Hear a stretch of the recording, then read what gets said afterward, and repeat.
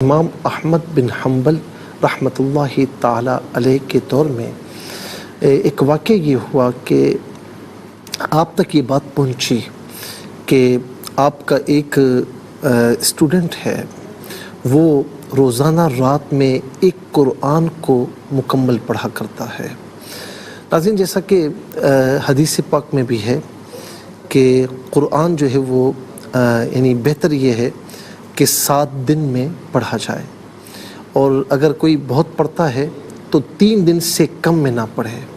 اس کی وجہ یہ ہے کہ ظاہر ہے کہ 3 دن بھی اگر لیے جائیں تو روزانہ کے 10 پارے، تو ناظرین وہ اگر تیزی کے ساتھ پڑھے گا تو مخارج کے تقاضے ہیں، جو ناظرین تجوید کے تقاضے ہیں وہ پورے نہیں ہو، اور پھر قرآن کو ٹھہر ٹھہر کر پڑھنا بھی نہیں ہوگا، تیزی کے ساتھ پڑھنا ہوگا۔ تو اسی لیے عام لوگوں کے لیے 3 روز سے کم میں قرآن کریم ختم نہیں کرنا چاہیے، کم از کم 3 روز، اور بہتر یہ ہے کہ 7 روز میں ختم کرنا چاہیے، اور اس سے بہتر یہ ہے کہ زیادہ دن لگ جائے، کوئی مسئلہ نہیں ہے کہ آپ اگر ایک پارہ پڑھتے ہیں اور ناظرین تیزی کے ساتھ پڑھتے ہیں تو اس سے بہتر یہ ہے کہ آپ ایک پاؤ پڑھ لیں، لیکن آہستہ آہستہ طریقے سے پڑھیں، آہستہ آہستہ انداز میں پڑھیں۔ قرآن کریم میں ہے نا کہ ورتل القرآن ترتیلا، قرآن کو ٹھہر ٹھہر کر پڑھیں، اور پڑھنا چاہیے اس طریقے سے۔ تو ہمارے یہاں بھی ناظرین لوگ قرآن پڑھنے میں بڑی جلدی کرتے ہیں، میں 4 روز میں 5 روز میں ختم کر دیتا ہوں۔ اول تو کہنا بھی نہیں چاہیے، یہ چیز ایسی کہ یہ آپ کے اور اللہ کے درمیان ہے نا، تو ناظرین کسی سے کہے نہیں کہ ریاکاری کا خدشہ ہے اس میں۔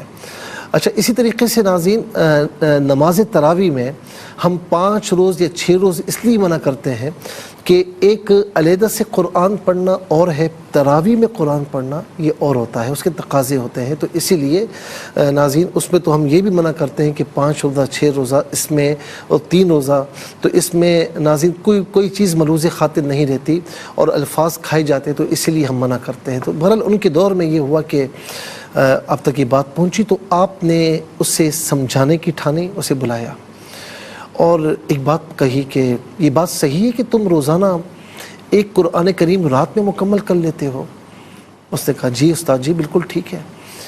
کہا اچھا، اب دیکھیں سمجھانے کا انداز، اب یہ فرماتے یہ تم کیا کرتے ہو، اس طرح نہیں کرنا چاہیے، تو وہ قرآن پڑھنے سے بھی بھاگ جائے، ایسا نہیں فرمایا۔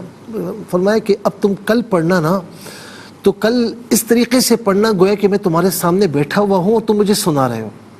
کہا جی ٹھیک ہے استاد جی، ایسے ہی کروں گا میں۔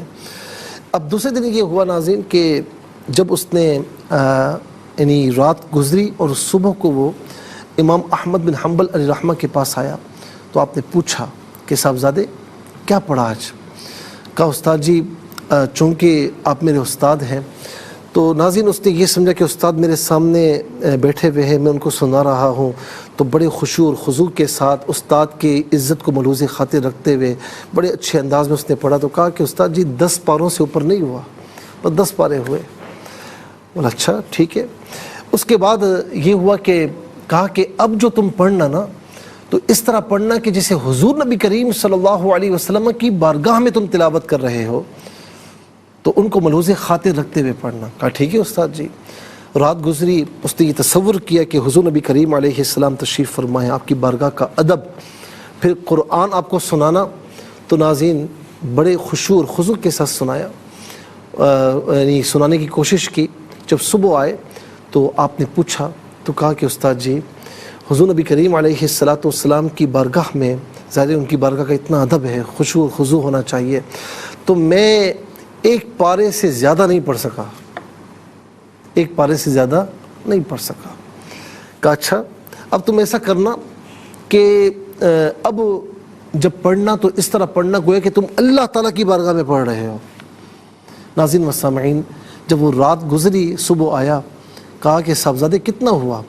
کہا کہ استاد جی کیا بتاؤں، آج تو سورہ فاتحہ نہیں پڑھی گئی۔ تصور تھا نا کہ اللہ تعالیٰ کی بارگاہ میں پڑھ رہا ہوں، تو اس تصور کے ساتھ پڑھیں کہ اللہ تعالیٰ کے پاک کلام کو اس کی بارگاہ میں پڑھ رہے ہیں۔